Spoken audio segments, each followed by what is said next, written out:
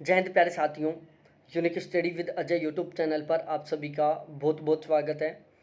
और अब हम पढ़ने वाले हैं, तो इसमें हम पढ़ने वाले हैं यहाँ पर ज्योग्राफी की महा मैराथन चल रही है और इसकी जो चौथी मैराथन है उसको हम कंप्लीट करने वाले हैं अब।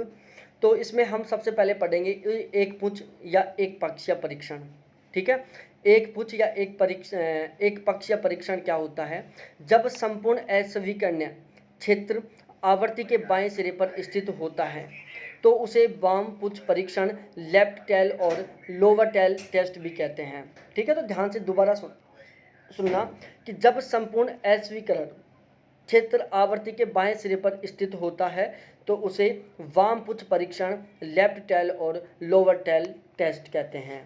ठीक है ना, इन सारी चीज़ों को आपको केवल याद करना है, जो समझने का है वो मैं आपको बताता जा रहा हूँ। द्विपुच्छ परीक्षण, राइट टेल और अपर टेल टेस्ट संपूर्ण अस्वीकरणीय क्षेत्र आवर्ती के दाएं सिरे पर होता है। देखो, दक्षिण पुच्छ परीक्षण जिसको हम राइट टेल या अपर टेल टेस्ट बोलते हैं, और वाम पुच्छ परीक्षण जिसको हम लेफ्ट टेल या लोअर टेल परीक्षण कहते हैं। अब इसमें क्या होता है, जो लोअर टेल टेस्ट होता है उसमें क्या होता है, बाएं सिरे पर अस्वीकरणीय क्षेत्र होता है, जबकि जो अपर टेल टेस्ट होता है उसमें दाएं सिरे पर क्या होता है, अस्वीकरणीय क्षेत्र होता है। ये दोनों चीज़ें आपको अच्छे से पता होनी चाहिए। तो केवल अंतर इतना है, दक्षिण में दाएं साइड है तो द से द मिल रहा है, ये ध्यान रखना। राइट आ जाए तो फिर कंफ्यूज होने की दिक्कत है नहीं कि दक्षिण में दाएं से दक्षिण दाएं द मिल रहा है। दाएं टेस्ट परीक्षण में क्या होता है, दाएं टेस्ट परीक्षण में क्या होगा, दाएं साइड अस्वीकरणीय क्षेत्र होगा, जिसको हम क्या बोल रहे हैं, अपर भी बोल रहे हैं। ठीक है, तो इस तरीके से ये आप इंटरलिंक करके याद कर सकते हो। दोबारा से मैं रिपीट कर रहा हूँ इंटरलिंक करने का तरीका। लेफ्ट को क्या बोलते हैं हम, लोअर बोलते हैं। लोअर को हम क्या बोल रहे हैं, वाम बोल रहे हैं। ठीक है ना, लेफ्ट, लोअर, वाम। इसमें क्या होता है, जो अस्वीकरणीय क्षेत्र है वो लेफ्ट साइड में होता है, जबकि जो दूसरा है जिसको हम दक्षिण पुच्छ बोलते हैं, राइट बोलते हैं, या अपर टेल टेस्ट बोलते हैं, इसमें जो अस्वीकरणीय क्षेत्र होता है वो दाएं सिरे पर होता है। ठीक है, अब हम बात करते हैं शून्य परिकल्पना के बारे में, जिसको H0 बोला जाता है। समष्टि, मापदंड एवं प्रतिदर्श सांख्यिकी में कोई अंतर नहीं है, ये ध्यान में रखना है आपको। जो शून्य परिकल्पना है जिसको हम H0 बोलते हैं, समष्टि, मापदंड एवं प्रतिदर्श सांख्यिकी में कोई अंतर नहीं होता। शून्य परिकल्पना जिसको H0 बोला जाता है, यहाँ पर प्रतिदर्श या सांख्यिकी या मापदंडों के बीच में कोई भी अंतर नहीं होता, डिफरेंस इक्वल 0 होता है। ठीक है, बिल्कुल समान होते हैं, किसी भी तरीके का कोई अंतर नहीं देखने को मिलता है यहाँ पर। उसके बाद हम बात करते हैं विकल्प परिकल्पना, जिसको हम वैकल्पिक परिकल्पना बोलते हैं, जिसको H1 बोला जाता है। यह शून्य परिकल्पना के विपरीत होता है। इसमें समष्टि या प्रतिदर्शों के बीच में क्या होता है, अंतर देखने को मिलता है। ठीक है ना, अब आगे देखो, H0 मतलब शून्य परिकल्पना सत्य होने पर वैकल्पिक असत्य एवं शून्य परिकल्पना असत्य होने पर वैकल्पिक सत्य होती है। आपको दोनों बातें अच्छे से ध्यान रखना है कि जब H0 असत्य है तो H0 के विपरीत क्या होती है। देखो, याद कराता हूँ, मैं समझाने का तरीका बताता हूँ। वाम पुच्छ परीक्षण, लेफ्ट साइड में अस्वीकरणीय क्षेत्र होता है जिसको हम लेफ्ट टेल या फिर लोअर बोलते हैं। ठीक है, दाएं पुच्छ परीक्षण जिसको हम राइट बोलते हैं, या इसको हम अपर टेल टेस्ट भी बोल सकते हैं। इसमें दाईं साइड अस्वीकरणीय क्षेत्र होता है। यहाँ तक का कॉन्सेप्ट क्लियर। उसके बाद हम बात करते हैं H0 और H1। H0 जिसको हम क्या बोल रहे हैं, शून्य परिकल्पना बोल रहे हैं, मतलब वेरिएबल्स के बीच में जो डिफरेंस है वो क्या बिल्कुल 0 है। H1 जिसको हम वैकल्पिक परिकल्पना बोल रहे हैं, यहाँ पर वेरिएबल्स के बीच में जो डिफरेंस है वो क्या होता है, विद्यमान होता है। तो H0, 0 का मतलब क्या है कि डिफरेंस बिल्कुल 0 है, कोई भी अंतर नहीं है। H1 का मतलब क्या है कि वहाँ पर डिफरेंस विद्यमान है। ठीक है, अब यहाँ पर क्या हो रहा है, देखो, एक साइड तो वेरिएबल्स के बीच में डिफरेंस की बात हो रही है, दूसरी साइड वेरिएबल्स के बीच डिफरेंस ना होने की बात हो रही है। मतलब H0 है जो H1 के अपोजिट है, H1 है जो H0 के अपोजिट है। ठीक है, यदि H0 सत्य है तो H1 असत्य होगा, यदि H1 असत्य है तो H0 सत्य होगा। ठीक है ना, ये एक दूसरे के अपोजिट है। तो यहाँ पर आपको रटना कुछ नहीं है, केवल समझना है। शून्य परिकल्पना के परीक्षण के लिए एक उपयुक्त सार्थकता स्तर का निर्धारण किया जाता है। शून्य परिकल्पना के परीक्षण करने के लिए एक उपयुक्त सार्थकता स्तर का क्या किया जाता है, निर्धारण किया जाता है।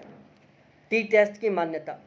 मूल समष्टि जिसमें लघु नमूना चयनित किया गया हो सामान्य है। टी टेस्ट क्या होता है कि मूल समष्टि जिससे लघु नमूना चयनित किया गया है वह सामान्य है।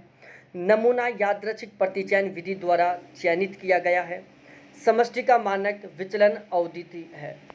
ठीक है, तो ये है टी टेस्ट के बारे में। पहला, मूल समष्टि जिससे लघु नमूना चयनित किया गया है वह सामान्य हो। नमूना यादृच्छिक प्रतिचयन विधि द्वारा चयनित किया गया हो। समष्टि का मानक विचलन अद्वितीय हो। ठीक है, उसके बाद हम बात करते हैं, देखो त्रुटि फर्स्ट, त्रुटि सेकंड। दो प्रकार की त्रुटियां होती हैं जिसको हम अल्फा त्रुटि या बीटा त्रुटि भी कह सकते हैं, जिसको हम प्रथम त्रुटि और द्वितीय त्रुटि भी कह सकते हैं। इन दोनों को आपको बिल्कुल अच्छे से याद रखना है।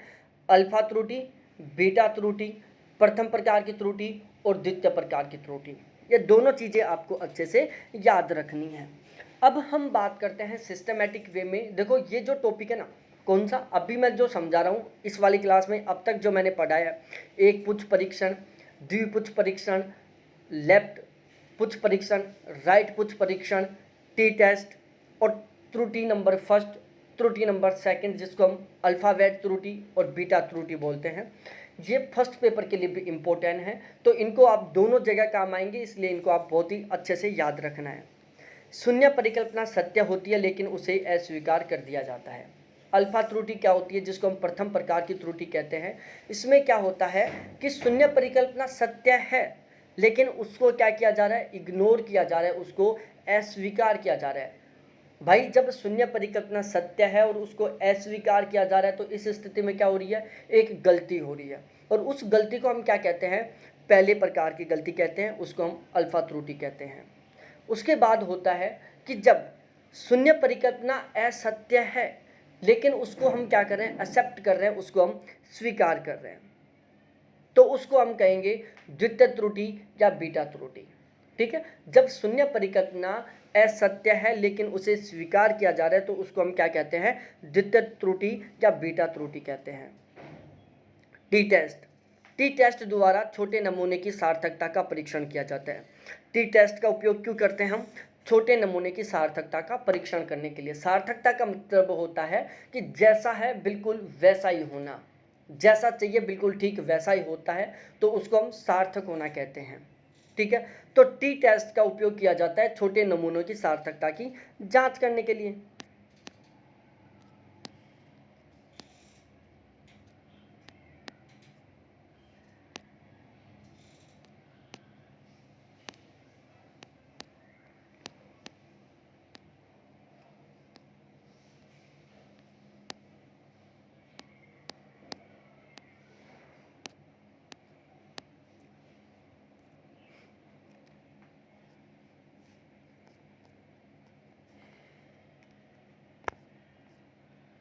ठीक है, टी टेस्ट का सूत्र होता है टी बराबर एक्स बार माइनस म्यू बटा s multiply under root N.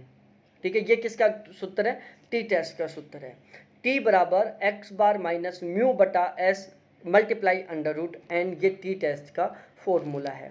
उसके बाद हम बात करते हैं थोड़ा सा आगे चल के काई स्क्वायर टेस्ट या काई वर्ग परीक्षण के बारे में।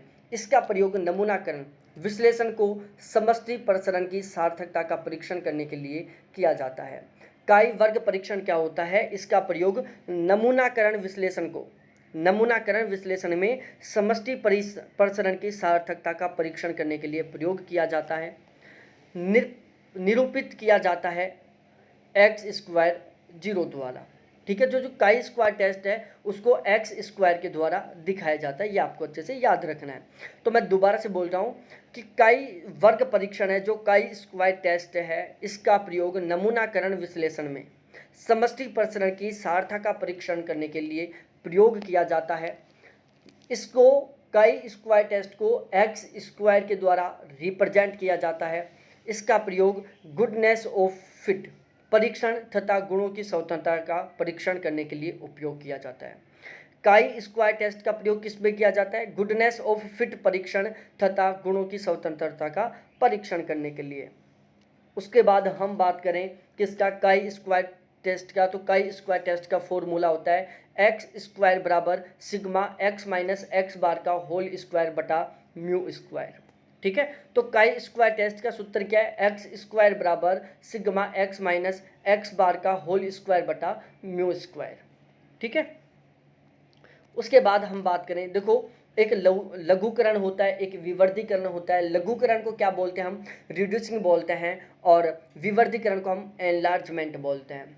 ठीक है, दोनों को मैंने जब आपको कार्टोग्राफी पढ़ाया था बहुत अच्छे से पढ़ाया था। ये सारी चीज़ें जो मैं पढ़ा रहा हूँ ना, ये आपको ऑलरेडी पढ़ाई हुई हैं, लेकिन ये क्या है, बहुत महत्वपूर्ण है, इसलिए इनको याद करना जरूरी होता है। अब देखो लघुकरण में क्या हो रहा है और विवर्धीकरण में क्या हो रहा है। एक एग्जाम्पल है, 1:10 से 1:20 में कन्वर्ट किया हमने।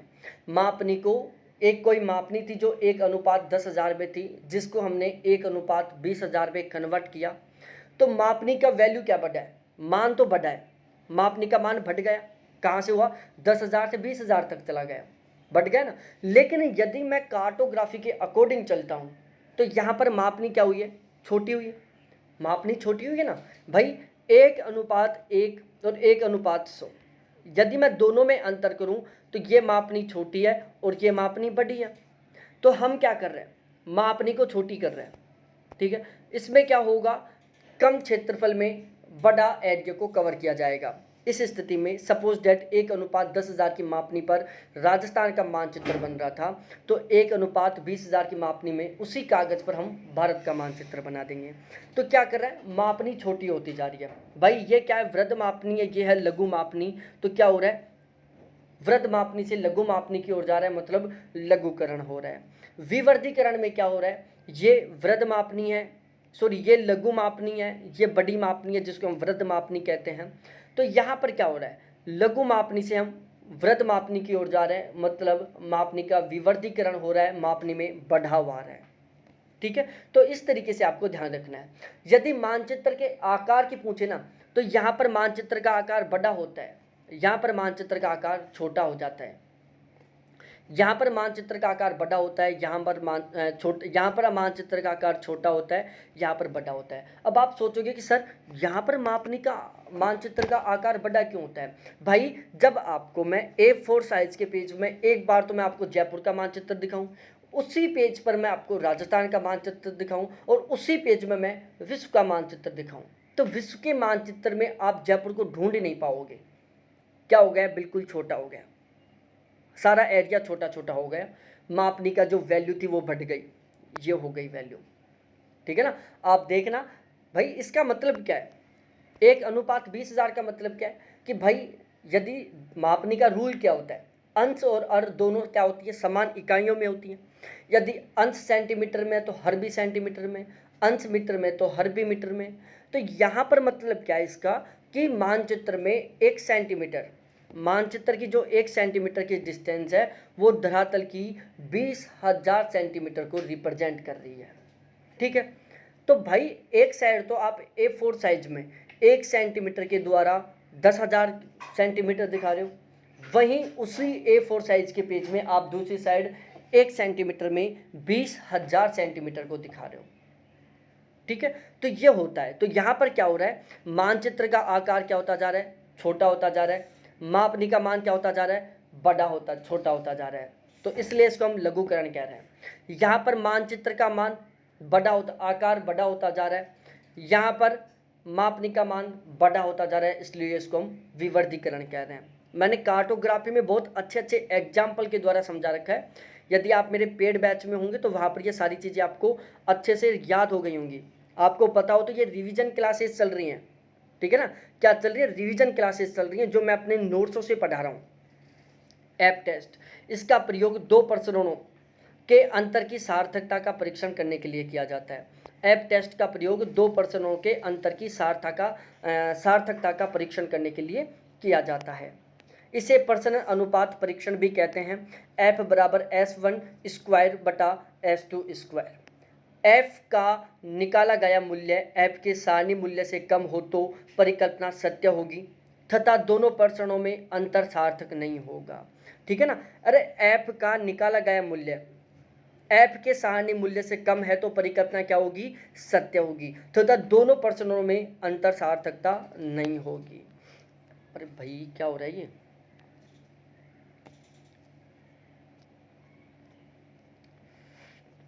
गर्मी बहुत तेज है यहाँ पर ऐप का। ठीक है, उसके बाद हम बात करते हैं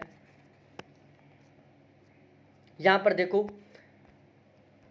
प्रधान निकटतम या पड़ोसी विश्लेषण, प्रधान निकटतम पड़ोसी विश्लेषण, प्रिंसिपल कौन, ठीक है, कंपोनेंट्स एनालिसिस, प्रधान निकटतम पड़ोसी विश्लेषण, प्रधान निकटतम पड़ोसी विश्लेषण, प्रिंसिपल कंपोनेंट्स एनालिसिस।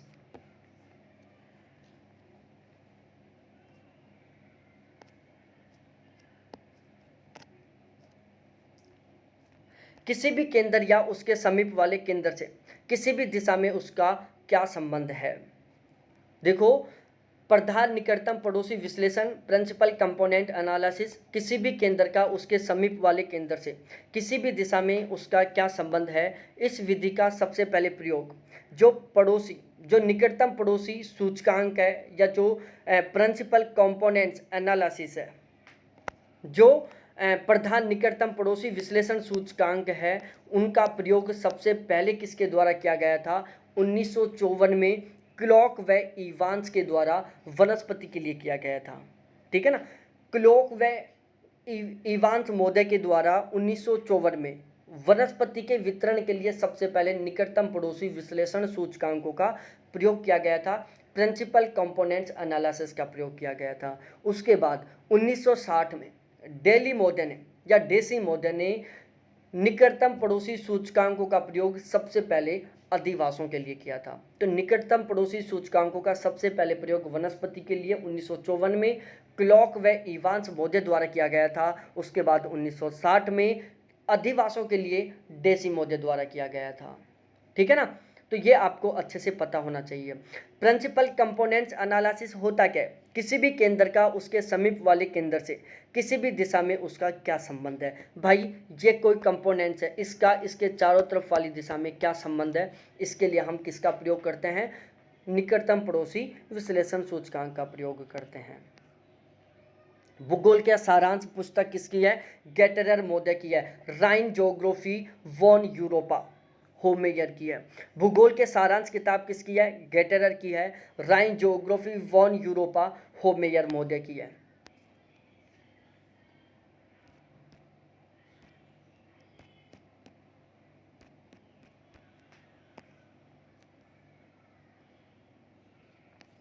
ठीक है, उसके बाद प्रादेशिक विविधता के सिद्धांत। तो प्रादेशिक विविधता का पहला सिद्धांत है केंद्र परिसर सिद्धांत, जो कि फ्रीडमैन के द्वारा दिया गया था।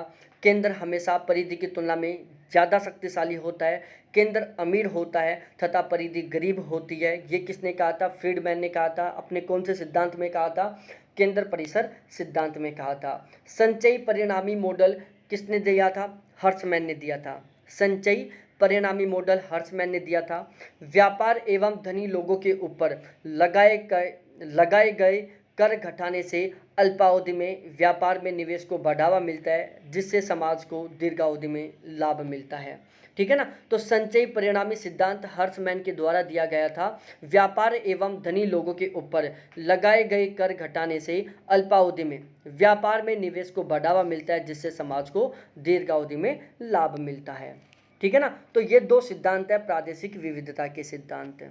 उसके बाद मैं बात करूं ट्रांस साइबेरियन रेल मार्ग, इसके ऊपर ओमनसक, व्लादिवोस्टोक और मॉस्को, ये तीनों के तीनों स्थित हैं। ध्यान रखना, क्वेश्चन क्या आता है, क्वेश्चन आया हुआ है और क्वेश्चन आता है कि निम्नलिखित में से कौन से स्टेशन ट्रांस साइबेरियन रेल मार्ग पर अवस्थित हैं।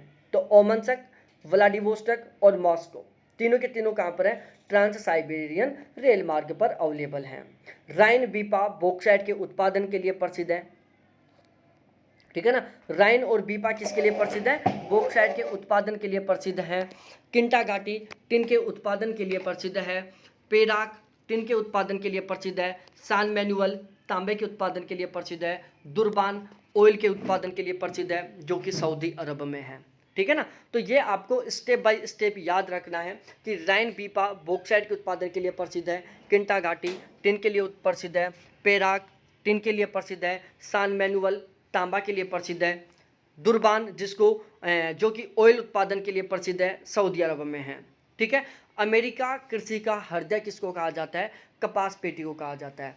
अमेरिकन कृषि का हृदय बोला जाता है कपास पेटी को। अलेक्जेंड्रिया मिस्र में है। अर्धचंद्राकार गेहूं की पेटी अर्जेंटीना में है। मक्का का त्रिभुज साउथ अफ्रीका में है। कोयला पोलैंड से संबंधित है। कुवैत बरगान में ऑयल उत्पादन के लिए प्रसिद्ध है। मिनास गिराज या मिनास जिरास जो कि ब्राज़ील में है। लोरेन फ्रांस में है। अधिकतम जल विद्युत संभाव्यता कांगो नदी की है। डिब्बाबंद मांस के लिए कंसास प्रसिद्ध है। हीरा उद्योग के लिए एंटवर्प प्रसिद्ध है और जलयान निर्माण के लिए हैम्बर्ग प्रसिद्ध है। ठीक है। तो ये सारी चीज़ें पता होनी चाहिए। जलयान निर्माण के लिए हैम्बर्ग है, हीरा उद्योग के लिए एंटवर्प है, डिब्बाबंद मांस के लिए कंसास है, अधिकतम जल विद्युत संभावना के लिए कांगो नदी है। उसके बाद हम नेक्स्ट पेज पर चलते हैं। कैनेडियन पैसिफिक मार्ग एवं कैनेडियन नेशनल रेलवे आपस में मिलते हैं विनिपेग किल नहर से संबंधित, विनिपेग में।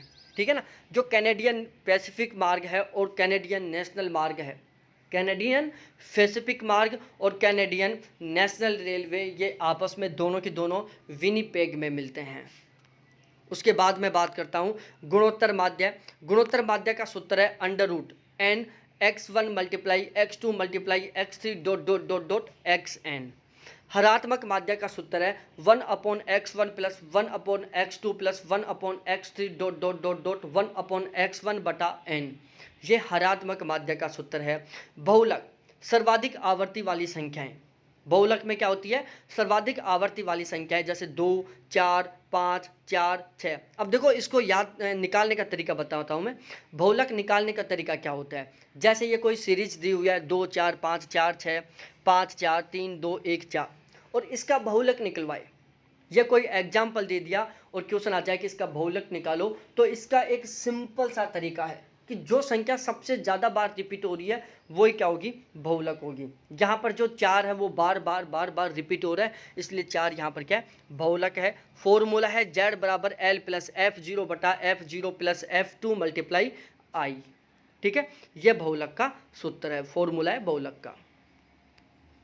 उसके बाद मैं बात करता हूँ माध्यिका m = n + 1/2। माध्यिका का सूत्र क्या है प्यारे साथियों?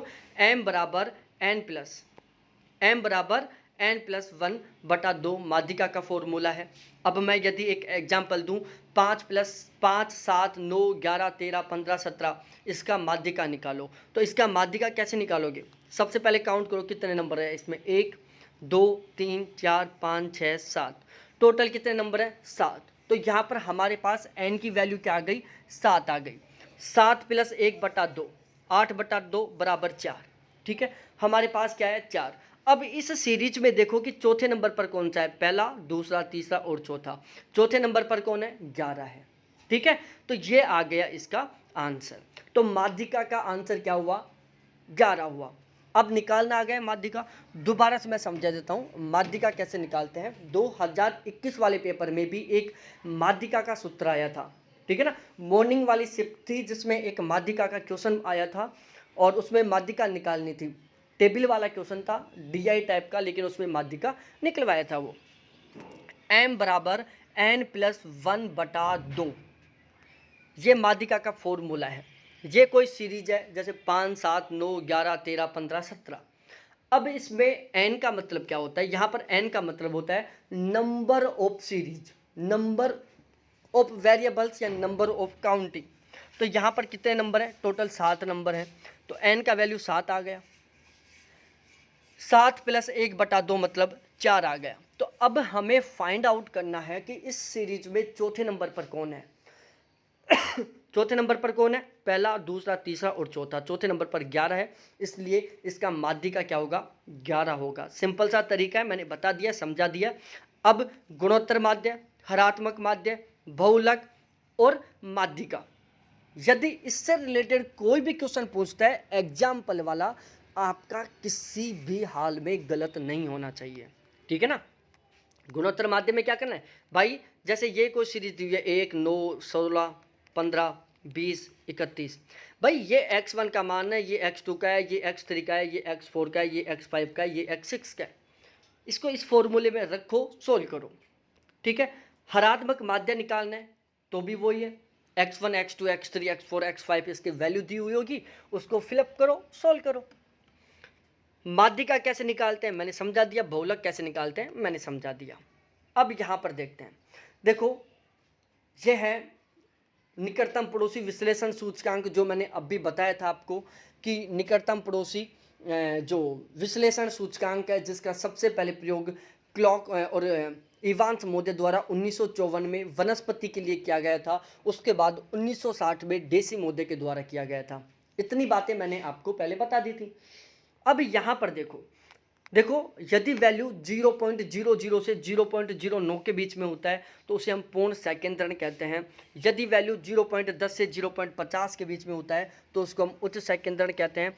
यदि वैल्यू 0.51 से 0.99 के बीच में होता है तो उसे हम गुच्छेदार कहते हैं। यदि वैल्यू 1 से 1.20 के बीच में होती है तो उसको हम देव या यादृच्छिक कहते हैं। यदि वैल्यू 1.20 से 1.50 के बीच में होती है तो उसे हम उपागम्य प्रवृत्ति कहते हैं। यदि वैल्यू 1.50 से 2.14 के बीच में होती है तो उसको हम परिक्षेपित कहते हैं। और यदि वैल्यू 2.14 से 2.15 के बीच में होती है तो उसको हम पूर्ण षटकोणीय कहते हैं। ये सारी चीज़ें आपको अच्छे से पता होनी चाहिए। अब हम थोड़ा आगे बढ़ते हैं और यहाँ पर देखते हैं हम, देखो साधारण सहसंबंध क्या होता है। साधारण सहसंबंध होता है प्लस माइनस 0.40 से लेकर 0.70 के बीच का।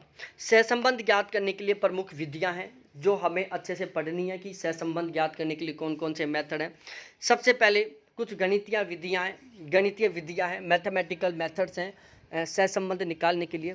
देखो सहसंबंध क्या मतलब क्या होता है, सबसे पहले मैं ये बता दूँ सहसंबंध होता क्या है कि वेरिएबल्स के बीच में रिलेशनशिप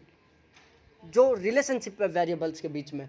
भाई मैंने अभी आपको दो बातें बताई थी थोड़ी देर पहले, H0 परिकल्पना जिसको मैं शून्य परिकल्पना बोल रहा था, दूसरी थी वैकल्पिक परिकल्पना जिसको मैं H1 परिकल्पना बोल रहा था।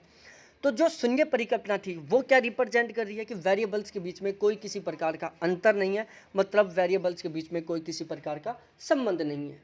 जबकि H1 क्या बता रहा था कि जो वेरिएबल्स हैं उनके बीच में रिलेशनशिप है, वेरिएबल्स के बीच में क्या है संबंध है, वेरिएबल्स में क्या है डिफरेंस है, अंतर है, ठीक है। तो जो सहसंबंध गुणांक है उसके द्वारा हमें किसका पता चलता है कि वेरिएबल्स के बीच में किस प्रकार की रिलेशनशिप है, वेरिएबल्स के बीच में किस प्रकार का रिलेशनशिप है, ठीक है। तो वेरिएबल्स के बीच में जो सहसंबंध है उसको निकालने के लिए कुछ गणितीय मेथड है, मैथमेटिकल मेथड्स हैं, जिनमें सबसे पहला आता है कोल पियर्सन का सहसंबंध गुणांक R बराबर सिग्मा dx dy बटा n mu x mu y. उसके बाद आता है स्पीयरमैन की कोटिक्रम विधि सहसंबंध को ज्ञात करने की एक विधि है, P बराबर 1 - 6 sigma capital D square upon n कोष्टक एन स्क्वायर -1, ठीक है। कैंडाल का सहसंबंध गुणांक का सूत्र है कैपिटल T बराबर कैपिटल S बटा 1 बटा 2 कैपिटल N कोष्टक N स्क्वायर -1। ये कैंडाल का सहसंबंध गुणांक निकालने की विधि है। उसके बाद हम बात करें यदि थोड़ा सा आगे चल के गैंस का सहसंबंध गुणांक R बराबर 1 - 6 सिग्मा G स्क्वायर बटा कैपिटल N स्क्वायर -1। ये गैंस का सहसंबंध गुणांक निकालने की विधि है। अब हम कुछ मेथड्स हैं, कुछ विधियां हैं जिनको पढ़ते हैं यहाँ पर। सबसे पहले हम बात करते हैं innovation diffusion as spatial process. Innovation diffusion as spatial process Hagerstrand की है, a theory of migration E.S. Lee का है। अब देखो E.S. ली, ये नाम सुनते ही आपको एक तरीका याद आ गया होगा, इमिग्रेशन और एमिग्रेशन। मैंने बहुत अच्छे से समझाया था ये चीज़ें जब मेरी पेड क्लास चलती है वहाँ पर कि इमिग्रेशन क्या होता है, एमिग्रेशन क्या होता है, ली मोदे ने कौन सा थ्योरी दिया था। अब आप खुद बताओ, आपको रिमाइंड करना है अपने दिमाग में, एक बार से रिवाइज करना है कि ली मोदे कौन थे। ली मोदे की बुक कौन सी थी जिसमें उन्होंने प्रवसन से संबंधित सिद्धांत दिया था। ली मोदे की जो थ्योरी थी उसका नाम क्या था, ली महोदय का जो मॉडल था उसका नाम क्या था। इमिग्रेशन का मतलब क्या होता है, एमिग्रेशन का मतलब क्या होता है, दोनों में केवल ई और आई का अंतर था। ये भी आपको रिवाइज करना है दिमाग में, ठीक है। A general typology of migration Petersen का है।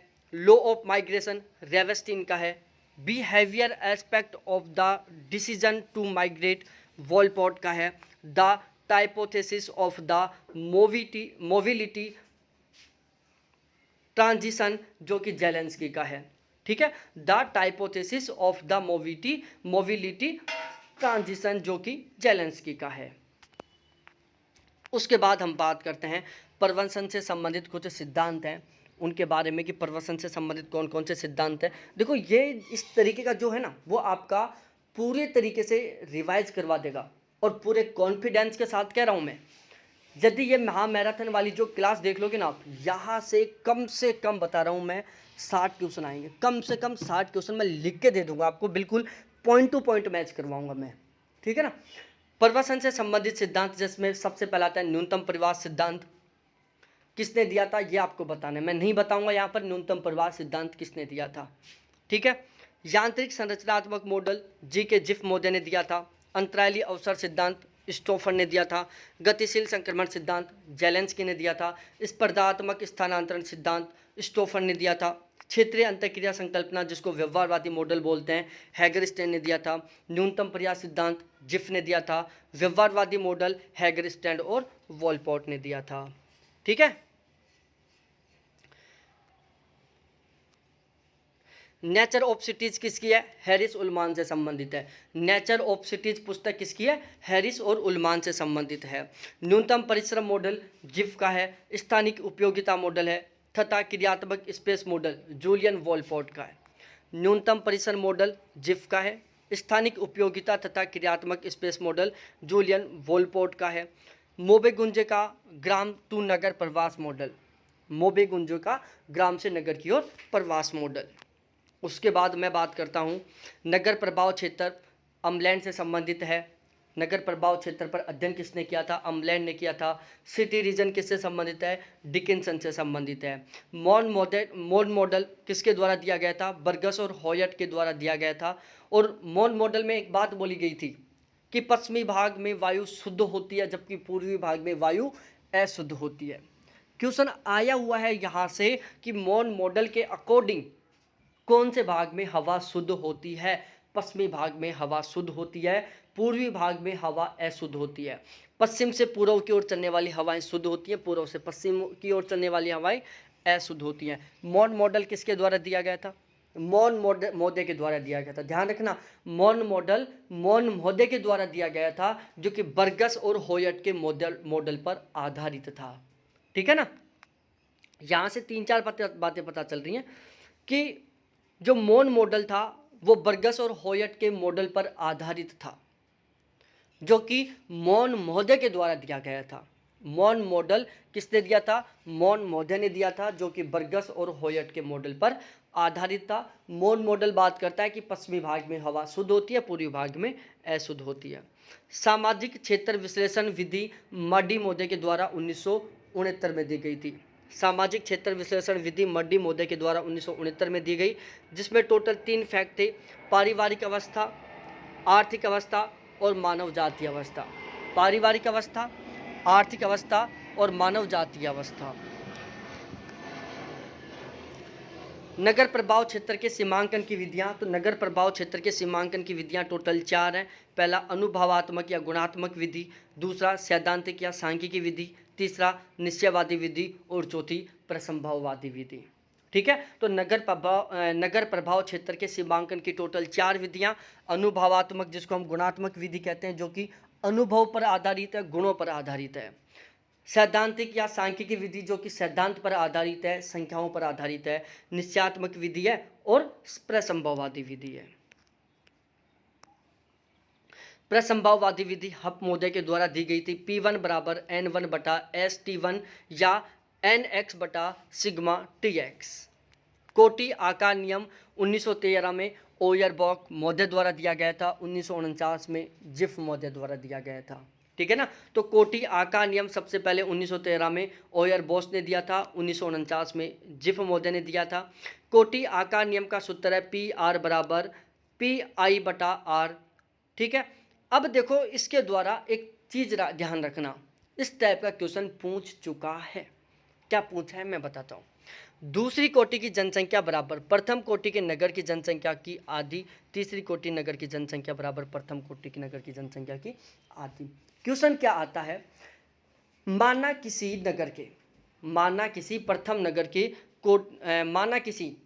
प्रथम कोटि के नगर की जनसंख्या 10,000 है, ठीक है। माना किसी प्रथम कोटि के नगर की जनसंख्या 10,000 है, तो दूसरी कोटि के नगर की जनसंख्या कितनी होगी, एवं तीसरी कोटि के नगर की जनसंख्या कितनी होगी, या चौथी कोटि के नगर की जनसंख्या कितनी होगी। ऐसे चाहे वो 10वीं कोटि पूछे, चाहे 20वीं कोटि पूछे, चाहे 50वीं कोटि पूछे, कुछ नहीं करना। पहली कोटि की जो जनसंख्या है उसमें हमें जिस कोटि की जनसंख्या वो पूछ रहा है उससे डिवाइड करना है, ठीक है। अब मैं समझाता हूँ। माना प्रथम कोटि के नगर की जनसंख्या 10,000 है, कितनी है, 10,000 है। हमें ज्ञात करना है 50वें कोटि के नगर की जनसंख्या। तो हमें क्या करना है, प्रथम कोटि के नगर की जनसंख्या 10,000 बटा 50वें कोटि की नगर की जनसंख्या, इसको आप क्या कर दो, डिवाइड कर दो, कितनी होगी, 200 होगी, ठीक है। यदि क्वेश्चन बन जाए कि माना प्रथम कोटि के नगर की जनसंख्या 10,000 है, तो तीसरे कोटि के नगर की जनसंख्या कितनी होगी, तो 10,000 बटा 3 हो जाएगा। सिंपल सा फॉर्मूला है, ये सूत्र है। देखो पी आर बराबर पी आई बटा आर। पी आई का मतलब है प्रथम कोटि के नगर की जनसंख्या, आर का मतलब है जिस कोटि की हमें जनसंख्या निकालनी है उस कोटि का नंबर। पहली कोटि, 5वीं कोटि, 8वीं कोटि तो 8, 10वीं कोटि तो 10, 20वीं कोटि तो 20, ठीक है। प्रसंभववादी विधि हप महोदय द्वारा दी गई, ये हो गया। रिले का फुटकर गुरुत्व नियम 1931 में दिया गया था। तो फुटकर गुरुत्व नियम किसने दिया था, रेली मोदी ने दिया था 1931 में।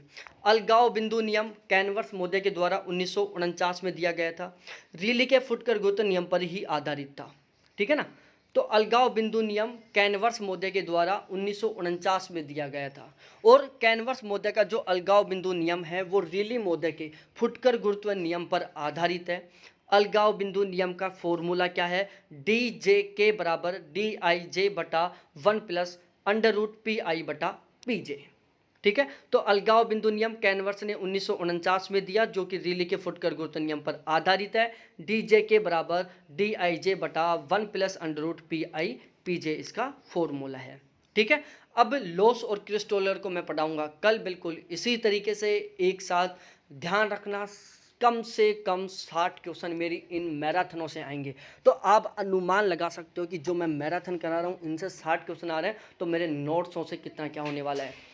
बिल्कुल आप इनको अच्छे से रट लो, इनको अच्छे से देख लो, पेपर में 100% डिक्टू लाइन टू लाइन क्वेश्चन मिलेंगे आपको, ठीक है ना। बहुत बहुत धन्यवाद आपको देखने के लिए, थैंक्स, बाय।